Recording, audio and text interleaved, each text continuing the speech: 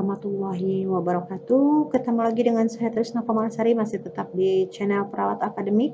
Pada pertemuan kali ini saya akan membahas tentang sistem pelayanan kesehatan di Indonesia. Organisasi Kesehatan Dunia atau WHO pada tahun 2014-2019 telah menetapkan 6 program untuk prioritas pada kesehatan dunia. Yang pertama itu memajukan jaminan kesehatan atau cakupan semesta atau Universal Health Coverage UHC memungkinkan negara-negara untuk mempertahankan atau memperluas akses terhadap semua layanan kesehatan dan perlindungan finansial yang dibutuhkan, dan mempromosikan cakupan kesehatan universal sebagai konsep pemersatu dalam kesehatan global. Nah, teman-teman, jadi Universal Health Coverage di sini adalah lembaga yang menyediakan untuk akses ke pelayanan kesehatan dalam semua pelayanan kesehatan untuk perlindungan finansial yang membutuhkan. Kemudian tujuan pembangunan Millennium Development Goal MDGs yang terkait dengan kesehatan diantaranya itu menangani tantangan yang belum selesai dan yang akan datang, yaitu mempercepat pencapaian tujuan kesehatan yang terkait saat ini sampai di luar tahun 2015.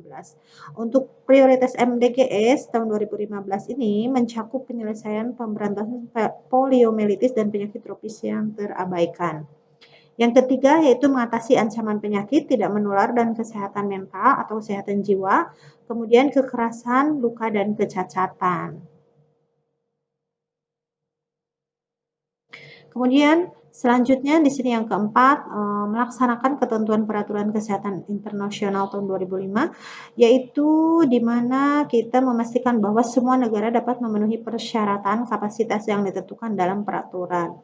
Kemudian meningkatkan akses terhadap produk medis yang berkualitas, aman, manjur, dan terjangkau seperti obat-obatan, vaksin, diagnosa, dan teknologi kesehatan lainnya untuk mendukung kesehatan.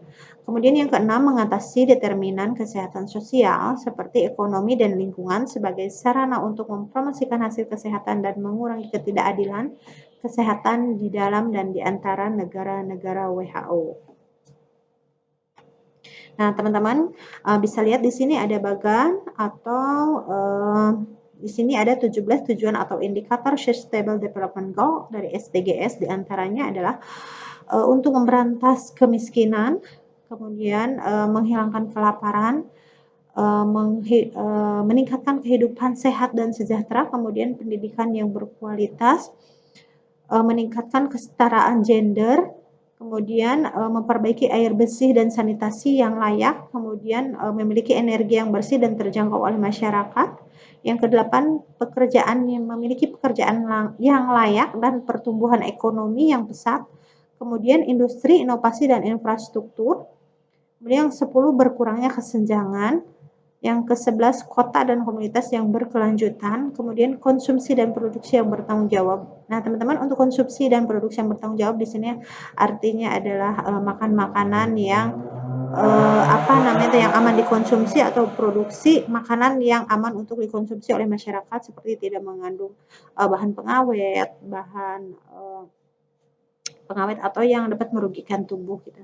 Kemudian selanjutnya penanganan perubahan iklim pada saat ini. Kemudian ekosistem laut yang terjaga, ekosistem daratan juga terjaga seperti tumbuhan dan hewan yang dilindungi. Kemudian perdamaian, keadilan atau kelembagaan yang tangguh. Itu untuk 17 tujuan atau indikator Sustainable Development Goal. 2012 telah disepakati negara anggota WHO bahwa lingkup perkiraan WHO akan dilaksanakan dalam beberapa kategori sebagai berikut, diantaranya tentang penyakit menular, yaitu mengurangi beban penyakit menular termasuk penyakit HIV/AIDS, penyakit tuberkulosis, penyakit malaria, dan penyakit tropis yang terabaikan. Kemudian yang kedua itu penyakit yang tidak menular, diantaranya akan mengurangi beban penyakit tidak menular termasuk penyakit jantung, penyakit kanker, penyakit paru-paru, penyakit diabetes, dan gangguan mental atau kesehatan jiwa. Kemudian serta kecacatan dan cedera. Nah, melalui promosi kesehatan dan pengurangan risiko, kemudian pencegahan, pengobatan, dan pemantauan penyakit tidak menular dan fokus risikonya. Kemudian yang ketiga, promosi kesehatan dalam siklus perjalanan hidup, seperti mengurangi morbiditas dan mortalitas, artinya menekan angka kelahiran dan kematian. Kemudian memperbaiki kesehatan selama kehamilan, dari mulai trimester pertama, kedua, dan ketiga, kemudian melakukan persalinan oleh tim kesehatan pada masa neonatal, kemudian masa kecil dan masa remaja, memperbaiki kesehatan seksual dan reproduksi, kemudian mempromosikan penuaan aktif dan sehat. Ini untuk gerontik, program gerontik ya, dengan mempertimbangkan kebutuhan untuk mengatasi faktor-faktor penentu tujuan pembangunan yang sehat dan disepakati secara internasional khususnya. Nah, tujuan pembangunan milenium terkait kesehatan. Kemudian selanjutnya ada sistem kesehatan.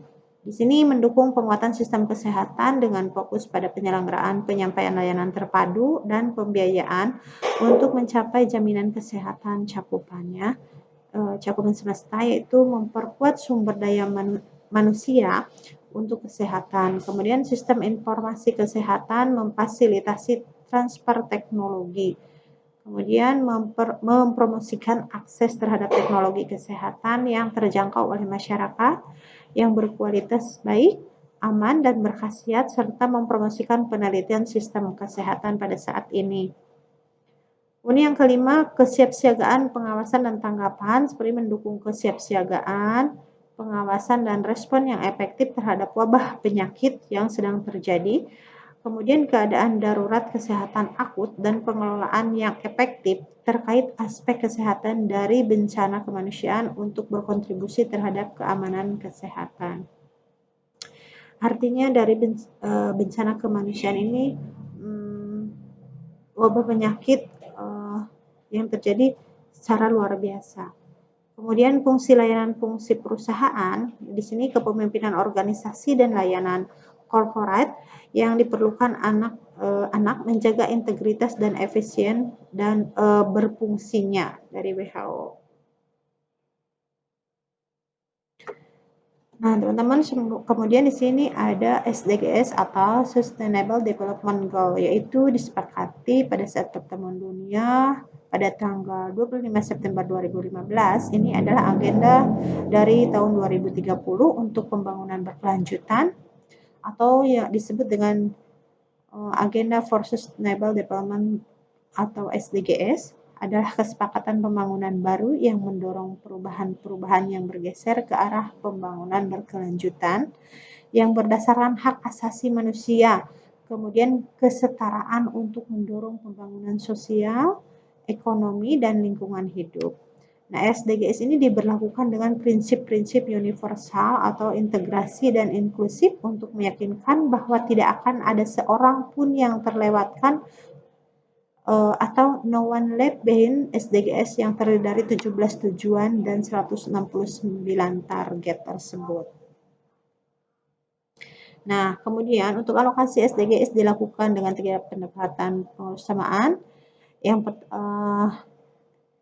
Di sini ada 20 prioritas diantaranya dalam pembangunan nasional yang berkaitan dengan SDGs. Yang pertama, pembangunan manusia, yang kedua, pertumbuhan ekonomi, yang ketiga, kependudukan dan KB, yang keempat, pendidikan, yang kelima, kesehatan, yang keenam, gender, kemudian yang ketujuh, perlindungan anak, yang kedelapan, pangan dan nutrisi, yang kesembilan, energi, yang 10, maritim, kemudian infrastruktur, air dan sanitasi lingkungan, kemudian ada lingkungan hidup, ketidaksadaran manusia, kemudian pembangunan perkotaan dan pedesaan, tata kelola pemerintahan, politik dan demokrasi, kemudian keamanan dan pertahanan, kemiskinan dan kemaritiman global.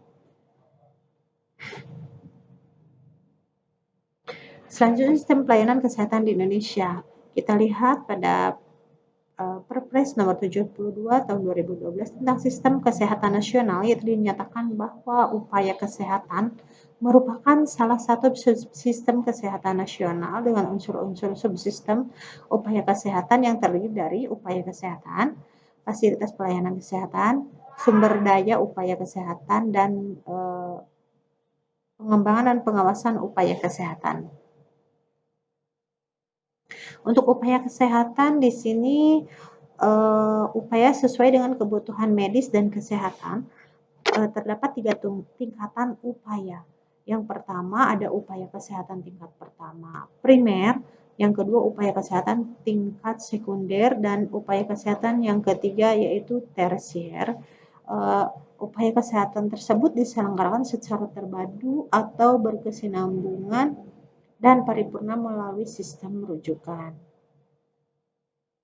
Kemudian untuk penyelenggaraan upaya kesehatan, diantaranya di sini tim kesehatan menyelenggarakan upaya kesehatan yang dilakukan melalui kegiatan pelayanan kesehatan tradisional, alternatif dan komplementer, kemudian peningkatan kesehatan dan pencegahan penyakit, penyembuhan penyakit, pemulihan kesehatan, pelayanan kesehatan reproduksi, pelayanan keluarga berencana atau KB, kemudian upaya kesehatan sekolah atau UKS, upaya kesehatan olahraga atau KESGA, kemudian kesehatan pada bencana, pelayanan darah, PMI, pelayanan kesehatan gigi dan mulut, serta penanggulangan gangguan penglihatan dan gangguan pendengaran. Kemudian untuk peningkatan kesehatan di sini dilakukan dengan cara yang pertama penyuluhan, penyebarluasan informasi, kemudian kegiatan lain untuk menunjang tercapainya hidup sehat pada masyarakat. Nah, untuk upaya kesehatan primer kita lihat ada upaya kesehatan primer perorangan dan upaya pelayanan kesehatan masyarakat.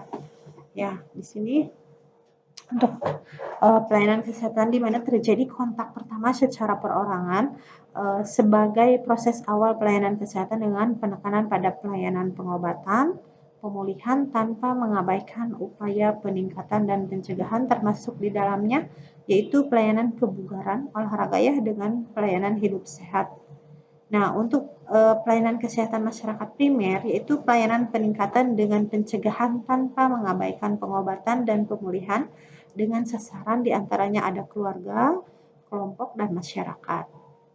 Nah, untuk upaya kesehatan sekunder di sini ada 2 juga untuk upaya kesehatan sekunder pada perorangan dan upaya kesehatan sekunder pada masyarakat. Kita lihat di sini untuk perorangan yaitu pelayanan kesehatan yang spesialistik yang menerima rujukan dari pelayanan kesehatan perorangan primer yang meliputi rujukan kasus, spesimen, dan ilmu pengetahuan serta dapat merujuk kembali ke fasilitas pelayanan kesehatan yang merujuk.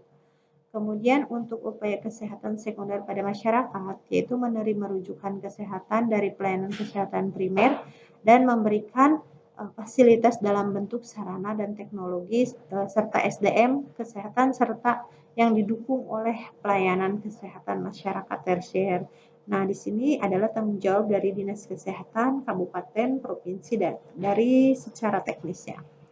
Selanjutnya yang ketiga ada upaya kesehatan tersier. Pada tingkatannya upaya kesehatan tersier juga dibagi menjadi 2. Ada upaya kesehatan tersier pada perorangan dan upaya kesehatan tersier kepada masyarakat.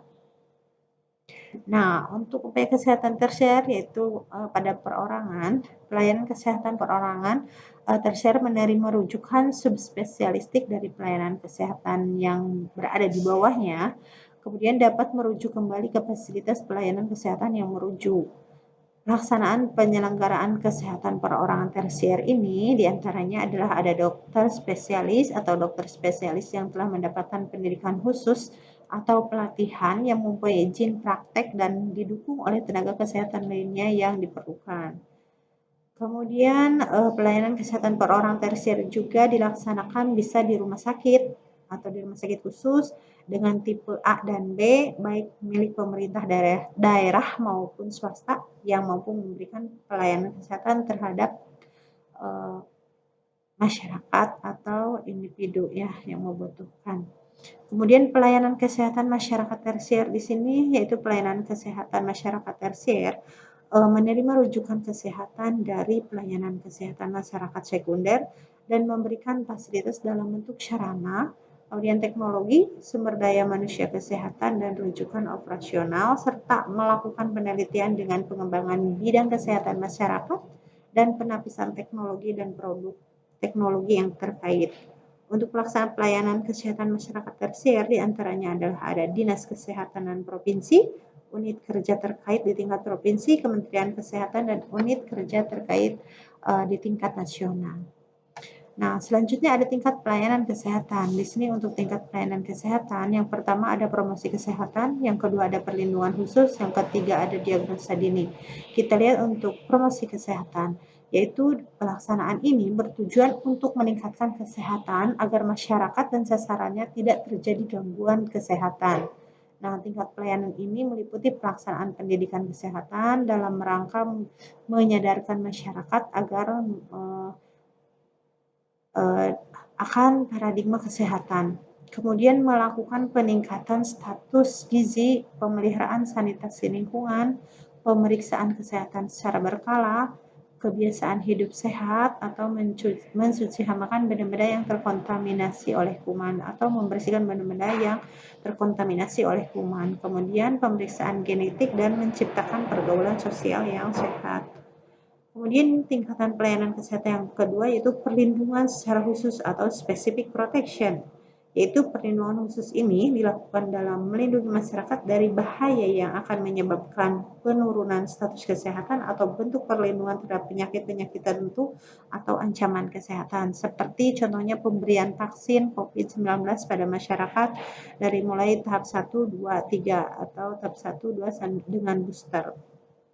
Nah, selanjutnya untuk diagnosa dini dan pengobatan segera atau early diagnosis and prompt treatment, yaitu tingkat pelayanan kesehatan ini sudah termasuk dalam tingkat dimulainya atau timbulnya gejala-gejala dari suatu penyakit.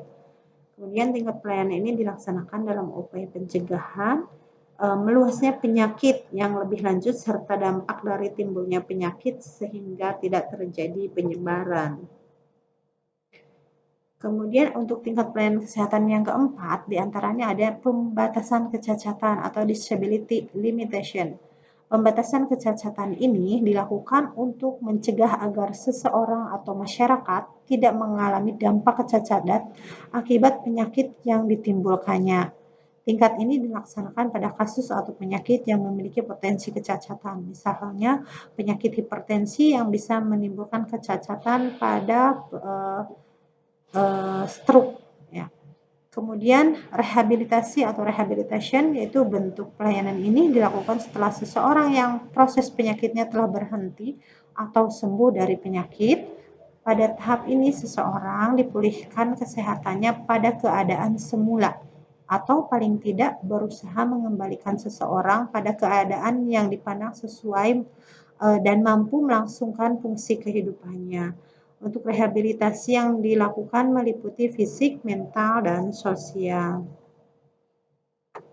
Selanjutnya untuk Universal Health Coverage atau WHC atau jaminan kesehatan cakupan semesta, di mana memiliki arti bahwa semua individu dan masyarakat menerima layanan kesehatan yang mereka butuhkan tanpa mengalami kesulitan keuangan. Artinya di sini dibantu difasilitasi untuk finansialnya oleh asosiasi UHC tersebut. Kemudian Indonesia di sini merupakan salah satu negara yang sedang dalam masa transisi menuju sistem pelayanan kesehatan universal atau Undang-Undang Sistem Jaminan Sosial Nasional atau SJSN nomor 4 2014 mewajibkan bahwa setiap warga di Indonesia memiliki akses pelayanan kesehatan komprehensif yang dibutuhkan melalui sistem praupaya. JKN atau Jaminan Kesehatan Nasional merupakan program jaminan kesehatan yang diluncurkan tahun 2014 dan bersifat universal serta menyeluruh.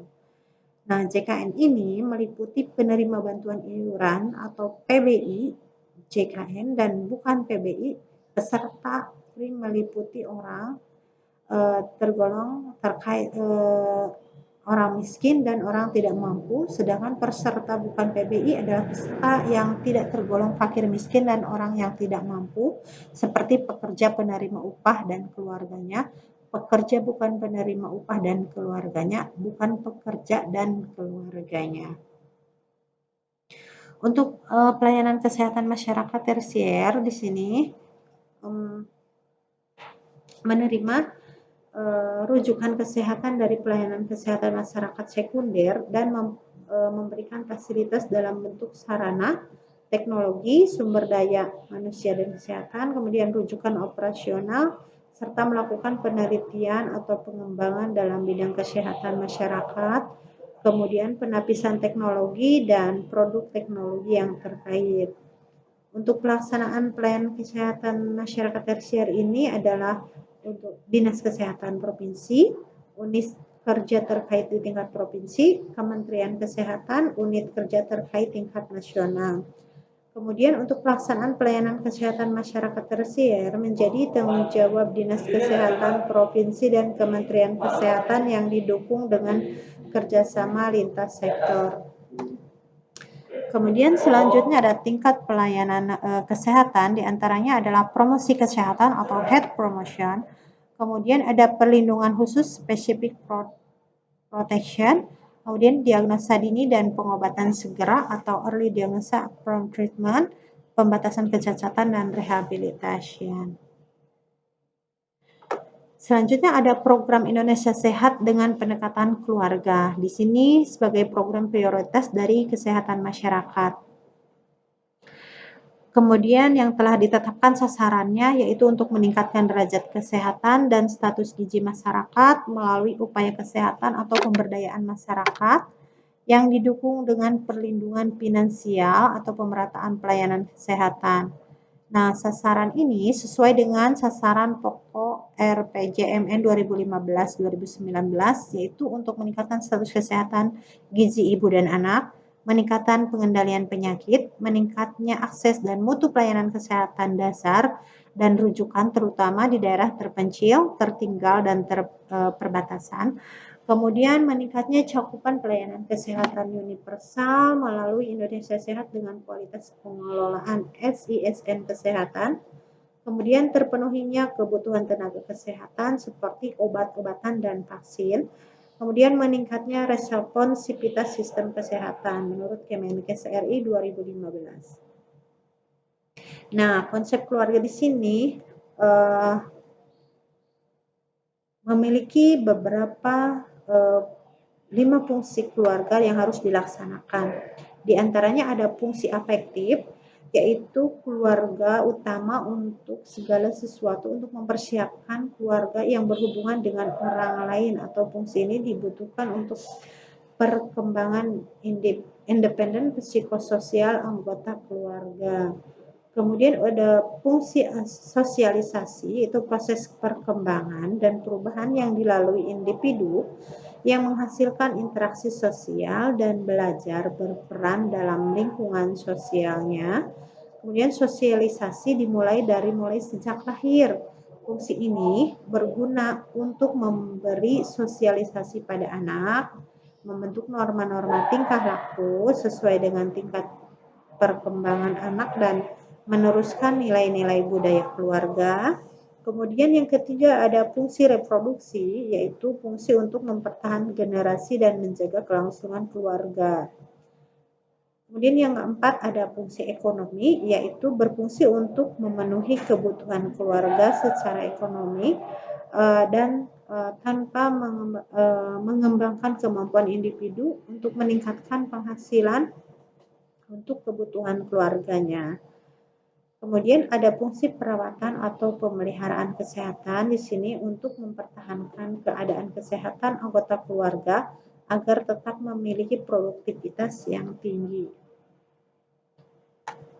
Fungsi ini dikembangkan menjadi tugas keluarga di bidang kesehatan. Sedangkan untuk pemeliharaan kesehatan diantaranya tugas-tugas keluarga dalam pemeliharaan kesehatan diantaranya yang pertama mengenal gangguan perkembangan kesehatan setiap anggota keluarganya atau mengenal masalah kesehatannya. Yang kedua, dapat mengambil keputusan atau tindakan kesehatan yang tepat. Yang ketiga, dapat memberikan perawatan kepada anggota keluarga yang sakit. Yang keempat, mempertahankan suasana rumah yang menguntungkan untuk kesehatan, baik untuk perkembangan kepribadian atau anggota keluarganya. Kemudian yang kelima, mempertahankan hubungan timbal balik antara keluarga dan fasilitas kesehatan. Selanjutnya untuk upaya perawatan kesehatan masyarakat atau puskesmas meliputi kegiatan sebagai berikut. Di antaranya, yang pertama kunjungan keluarga untuk pendataan atau pengumpulan data profil kesehatan keluarga, data peremajaan atau updating dengan pangkalan datanya. Kemudian yang kedua, kunjungan keluarga dalam rangka promosi kesehatan sebagai upaya promotif dan preventif. Kemudian yang ketiga, kunjungan keluarga untuk menindaklanjuti pelayanan kesehatan dalam gedung. Yang keempat, manfaatkan data dari informasi profil kesehatan untuk pengorganisasian pemberdayaan masyarakat dan manajemen puskesmas. Kemudian ada tujuan dari pendekatan keluarga itu diantaranya yang pertama, meningkatkan akses keluarga terhadap pelayanan kesehatan secara komprehensif atau menyeluruh. Kemudian meliputi pelayanan tadi dari promotif, preventif, serta pelayanan kuratif dan rehabilitatif dasar. Yang kedua, tujuan dari pendekatan keluarga ini yaitu untuk mendukung pencapaian standar pelayanan milenium (SPM) dari kabupaten kota dan SPM provinsi melalui peningkatan akses dan screening kesehatan. Nah, ini adalah ada 12 indikator utama yang menunjukkan keluarga sehat pada pelaksanaan pendekatan keluarga, diantaranya diharapkan keluarga mengikuti program keluarga berencana atau KB. Yang kedua, ibu dapat melakukan persalinan di fasilitas pelayanan kesehatan. Kemudian yang ketiga, bayi mendapatkan imunisasi dasar yang lengkap. Yang keempat, bayi mendapat air susu ibu atau ASI eksklusif. Yang kelima, bayi mendapatkan pemantauan pertumbuhan. Yang keenam, penderita tuberkulosis paru mendapatkan pengobatan sesuai standar. Yang ketujuh, penderita hipertensi melakukan pengobatan secara rutin dan teratur. Kemudian yang kedelapan, penderita gangguan jiwa mendapatkan pengobatan dan tidak diterlantarkan. Kemudian yang 9, anggota keluarga tidak ada yang merokok. Yang 10, keluarga sudah menjadi anggota jaminan kesehatan atau JKN, baik negeri ataupun swasta. Kemudian keluarga mempunyai akses sarana air bersih untuk digunakan. Yang ke-12, keluarga mempunyai akses atau menggunakan jamban sehat. Selanjutnya untuk pelaksanaan pendekatan keluarga di sini dapat dilakukan dengan penghitungan indeks keluarga sehat. Dalam pelaksanaan pendekatan keluarga ini 3 hal berikut yang harus diadakan dalam pengembangannya, yaitu instrumen yang digunakan di tingkat keluarga, kemudian form komunikasi yang dikembangkan untuk kontak dengan keluarga, kemudian keterlibatan tenaga dan masyarakat sebagai mitra dari puskesmas. Kemudian di sini kita lihat instrumen yang diperlukan di tingkat keluarga adalah yang pertama profil kesehatan keluarga, selanjutnya disebut Prokesga. Kemudian berupa family folder yang merupakan sarana untuk merekam atau menyimpan data keluarga dan data individu anggota keluarga. Kemudian dana keluarga meliputi komponen rumah sehat atau akses ketersediaan air bersih dan akses penggunaan jamban sehat.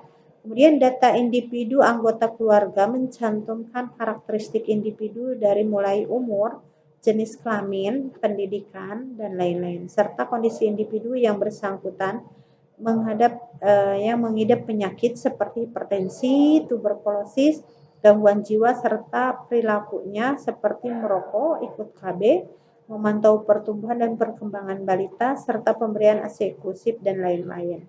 Untuk paket informasi keluarga selanjutnya disebut Pinkesga, yaitu berupa flyer, leaflet, buku saku, atau lainnya yang diberikan kepada keluarga. Selanjutnya forum komunikasi yang digunakan untuk kontak dengan keluarga seperti kunjungan rumah ke keluarga-keluarga di wilayah kerja puskesmas, kemudian diskusi kelompok terarah atau biasa dikenal dengan fokus grup diskusi atau FGD melalui Dasa Wisma dari VKK, kemudian kesempatan konseling di UKBM atau Posyandu atau Posbindu, Pos UKK, dan lain-lain. Kemudian ada forum-forum yang sudah ada di masyarakat seperti Majelis Taklim, Rembuk Desa, dan lainnya. Kemudian keterlibatan tenaga dari masyarakat sebagai mitra dapat diupayakan dengan menggunakan tenaga-tenaga seperti kadar-kadar kesehatan, kadar Posyandu, kadar Posbindu, dan kadar Poskestren, kadar PKK, dan lainnya. Kemudian untuk pengurus organisasi kemasyarakatan setempat seperti pengurus PKK, pengurus Karang Taruna, dan pengelola pengajian. Kemudian selanjutnya di sini ada peran puskesmas dalam pendekatan keluarga. Nah, di sini di antaranya di sini melakukan pendekatan kesehatan keluarga menggunakan prokesga oleh pembina keluarga. Kemudian membuat dan mengelola pangkalan data puskesmas oleh tenaga pengelola data puskesmas. Kemudian dapat menganalisis atau merumuskan intervensi masalah kesehatan dan menyusun rencana puskesmas oleh pimpinan puskesmas. Kemudian yang keempat, melaksanakan penyuluhan kesehatan melalui kunjungan rumah oleh pembina keluarga. Kemudian melaksanakan pelayanan profesional dalam gedung ataupun luar gedung oleh tenaga teknis profesional puskesmas. Kemudian melaksanakan sistem informasi dan pelaporan puskesmas oleh tenaga pengelola data puskesmas. Nah, selanjutnya peran pemangku kepentingan dalam pendekatan keluarga diantaranya di sini adalah oleh puskesmas, dinas kesehatan kabupaten dan kota. Di sini ada 3 peran utama diantaranya pengembang sumber daya, koordinasi dan bimbingan, serta pemantauan dan pengendalian. Kemudian ada Dinas Kesehatan Provinsi juga memiliki peran utama yaitu untuk mengembangkan sumber daya koordinasi dan bimbingan atau pemantauan pengendalian. Kemudian Kementerian Kesehatan memiliki peran dalam menentukan kebijakan serta pedoman untuk pengembangan sumber daya, kemudian koordinasi dan bimbingan, serta pemantauan dan pengendalian peran lintas sektor. Untuk peran pemangku kepentingan dalam pendekatan keluarga, di sini ikut mendukung mencapai Indonesia Sehat melalui pendekatan keluarga, diantaranya adalah dari Kemendagri, pemerintah daerah, Kemen PDT, Kemenag, Kemendikbud, Kemenristekdikti, Kemenkominfo, Kemenpan KB, TNI Polri, dan BKKBN, kampanye dan seluruh jajarannya berbagai kegiatan seperti kampanye, promosi kesehatan, pelayanan kesehatan, dan dukungan sarana dan prasarana. Baik, terima kasih pada pertemuan kali ini. Itu yang dapat saya sampaikan. Teman-teman bisa lihat referensinya dari buku berikut.